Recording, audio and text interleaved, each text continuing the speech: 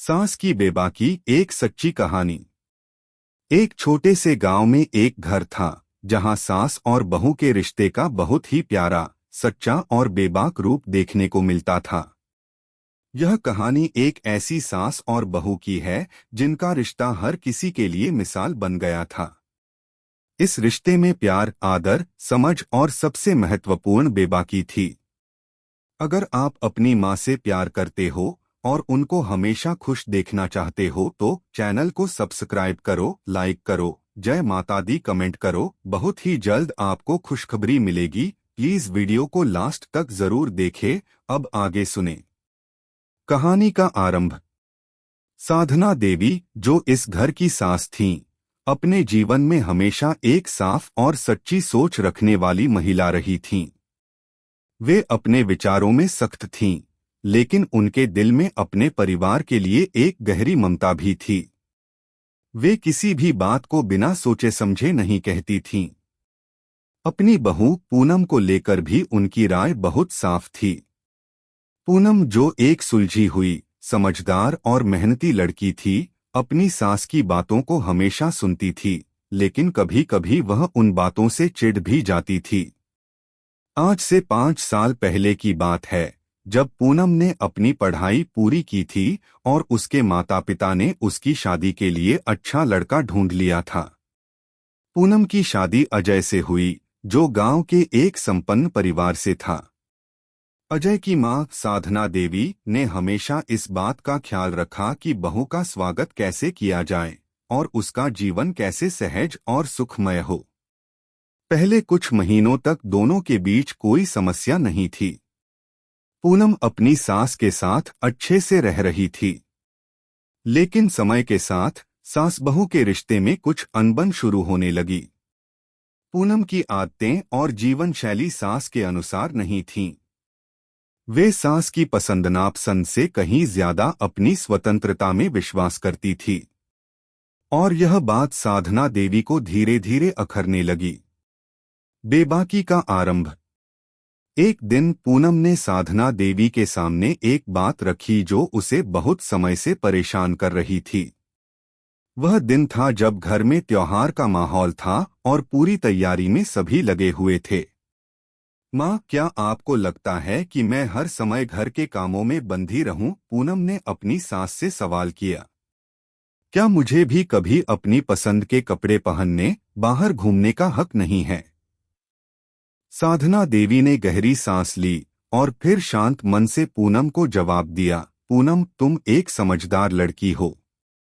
तुम्हारी इच्छा और पसंद का आदर करना हमारी जिम्मेदारी है, लेकिन तुम्हें यह समझना चाहिए कि घर की जिम्मेदारी सिर्फ तुम्हारी नहीं, हम सभी की है।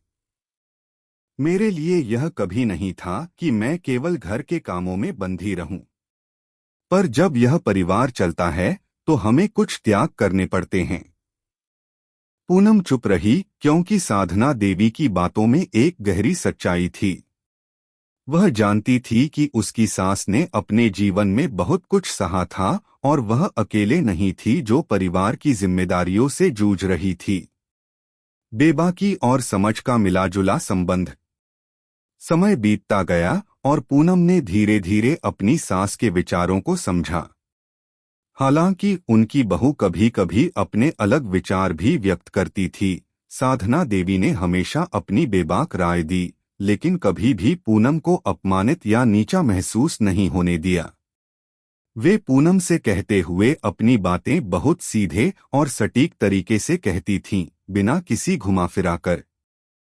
पूनम, तुम्हारे विचार सही हो सकते हैं, लेकिन इस घर में कुछ ऐसे फैसले हैं जो हम सबकी भलाई के लिए होते हैं। तुम्हारी खुशियां भी इस परिवार की खुशियों का हिस्सा हैं, एक दिन साधना देवी ने बहू से कहा। पूनम ने यह समझा कि सास की बेबाक राय उसका मार्गदर्शन करती थी, न कि उसे दबाने के लिए। हर बात पर विवाद करने के बजाय वह अपनी सास की बातों से कुछ सीखने लगी थी। सास की सख्त रायों ने बहू को अपनी जिंदगी के कुछ बड़े फैसलों में दृढ़ता से खड़ा किया। एक दिन पूनम ने अपने पति से कहा, अजय, मेरी सास ने मुझे बेबाकी से कुछ कहा है और अब मुझे लगता है कि मुझे अपनी जिंदगी में सही दिशा को समझने की जरूरत है। अजय मुस्कुराया, पूनम तुम सही कह रही हो। मेरी माँ कभी बेबाकी से नहीं कहती, लेकिन वे हमेशा हमें सही रास्ता दिखाती हैं।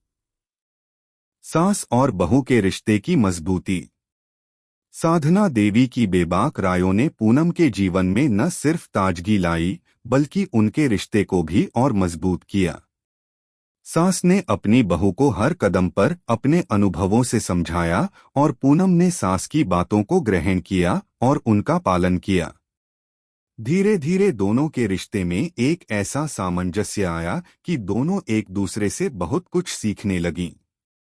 सास और बहू के रिश्ते की एक नई परिभाषा बनने लगी। दोनों के बीच की बेबाकी और सच्चाई ने उन्हें और करीब ला दिया। पूनम ने यह समझ लिया था कि सास का प्यार सिर्फ उनकी बेबाकी में नहीं, बल्कि उनके जीवन के अनुभवों में छिपा था। एक दिन पूनम ने सास से कहा, माँ, आपकी बेबाकी ने मेरे जीवन को बहुत कुछ दिया है। मुझे अब समझ में आता है कि हर बात पर बुरा मानने के बजाय हमें उन्हें सुनकर समझना चाहिए।